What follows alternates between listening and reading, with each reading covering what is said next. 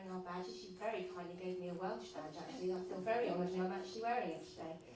How did you get involved with Dementia Friends, and what impact has it had on your life? Well, I decided there must be more.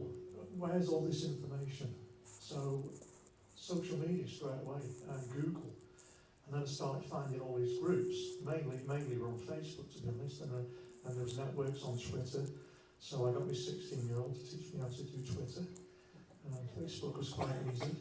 And I just started getting involved, and it became my window on the world, as it were. And then became quite active, decided to become active, because how many other people didn't know anything? I got involved with the Purple Angels, and then I got involved, and I thought there's got to be more, so I got involved. I saw Dementia Friends, and I thought, right, let's go and pick some holes in this, because I'm an expert in dementia. I'm actually an only expert in my own dementia, but you know, we live and learn. I fiddled my postcode, because it wasn't in Wales at the time, so I went over to England after fiddling my postcode, took Jane with me, my driver, and just in case I forgot as well. And it was actually a very good little session for people who didn't know anything. I really enjoyed it. Very proudly wore my badge after that, and set about doing as many sessions as I could. We've recently done one for the Plaid Cymru conference, which was very well received. I think I've made 250 friends up to now, so it's a little bit, but it's adding. There's 5,000 Dementia Friends now. But that's what's more important, is putting the community spirit back. Is what Dementia Friends does. It tells you not to be scared about asking people, can I help you? We're too busy these days. We've forgotten how to ask, can I help? But it also gave me my confidence back after I was told I couldn't do anything anymore. And with having that confidence, I then became a bigger advocate on social media. Do I go further?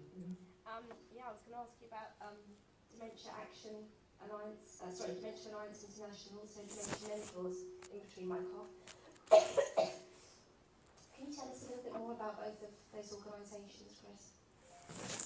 Yeah, I got involved in quite a lot of support groups, things like that. I then got involved in a closed support group just for people with dementia. No carers, no professionals, it was just a closed group for people diagnosed, or maybe not diagnosed, but heading that way. And we all got together and we all decided, it was an international group, and we decided to set up our own group, which is Dementia Alliance International. Nothing about us without us is a motto. It's built and built and built. I'm now on the board of directors for that group. We're trying to set about things like guidelines for the media with all the words that they use. Martin was saying before about some of the horror stories, but it's also the horrific words they use. There's nothing about living well with dementia. Dr. Shibli Rahman recently did a survey of all the words used in the G8 summit. Living well dementia wasn't used once. So Dementia Alliance International is about that, promoting guidelines and giving people with dementia a voice. There's only one person in that group that hasn't dementia, the rest of us have. And we're trying to speak at all the big conferences and trying to give dementia a voice, and also trying to promote the human rights side as well, and to stop discrimination against people with dementia. Any funding we do is purely for the members to attend conferences. And I then got involved with another group called Dementia Mentors, which is mainly by two Americans. A guy called Gary LeBlanc, his father, he cared for his father. After his father died, he started doing what Beth did. He was a really big activist in dementia awareness now, and he's promoting wristbands in America, and he's promoting other stuff for police and stuff like that. And there's another guy called Harry Urban, who is, he runs a sport group called Forget Me Nots, where they got together. And after talking to people with dementia, we've brought up, we've come up with a website that aims specifically at people with dementia, but other people can use it, and it's actually a good model for other areas and other countries to use. It's dementia friendly, the whole website, but the main part of it is there's a video section, and we encourage people with dementia to make videos. We help them and encourage them to make them. It's used with a free software, so it doesn't cost anything. It's 3-minute videos to try and help other people with dementia on any subject that they may think might be helpful.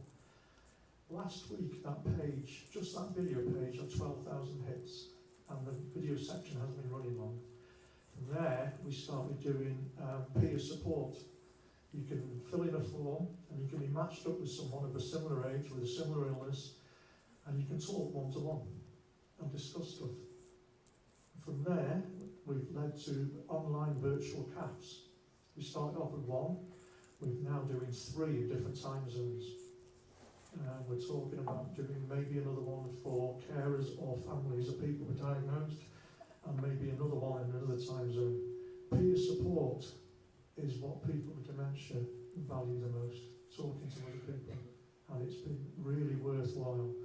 And the people that come on there they really praise it so much. A lot of them have gone on to run their own pages now, specialist pages on Lewy bodies, lupus and things like that now, because it's given them the confidence